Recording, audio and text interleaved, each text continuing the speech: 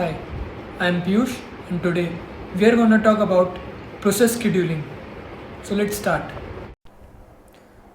So today's topic is process scheduling. So scheduling is the process in which any process in the CPU is taken from ready queue and changes its state from ready to running. The CPU scheduler selects a process among the processes that are ready to execute and allocates CPU to one of them. There are certain criteria which the CPU scheduler checks and compares the process in ready state to select which process should run first. Those processes are: first, CPU utilization.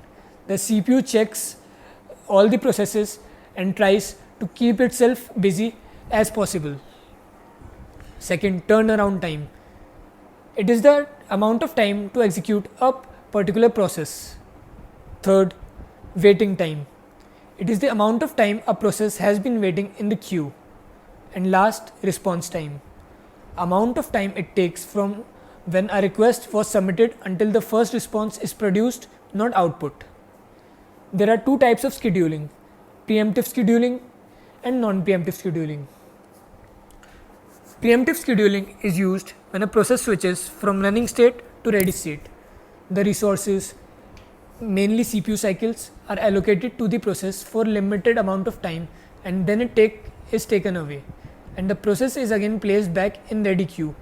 If the process still has CPU burst time remaining, the process stays in ready queue till it gets next chance to execute. So in preemptive scheduling, if a process starts but it is taking a lot of time, then it can be gone back to ready state and another process which will take less time than the time left of the process which was being executed, then the new process will take place and this current process will be on hold. This is an example of preemptive scheduling. As you can see, the process P2 arrives first, but it has burst time more than P3 when the P3 arrives. So as process P3 arrives, it will make P2 on hold and the process P3 will start processing.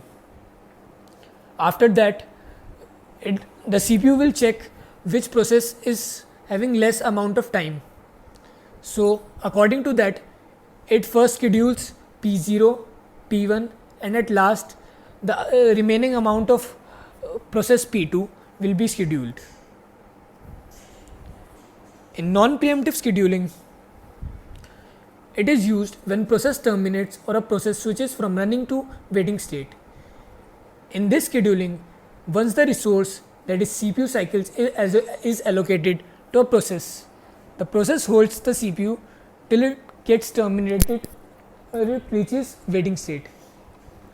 In case of preemptive scheduling, does not interrupt a process running CPU in the middle of execution. Instead, it waits till the process completes its CPU burst time and then it allocates the CPU to another process.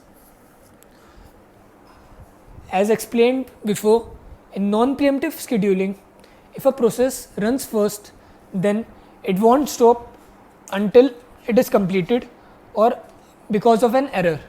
It will run and execute completely. Then only the other part or the other process will take place. This is an example of non-preemptive scheduling. As you can see, again process P2 arrives first, but now P2 will execute fully till its burst time, that is 6 millisecond. After that only the better process, that is P3, will execute and further P1 and P0 will execute. This is the basic difference between preemptive and non-preemptive scheduling. Thank you.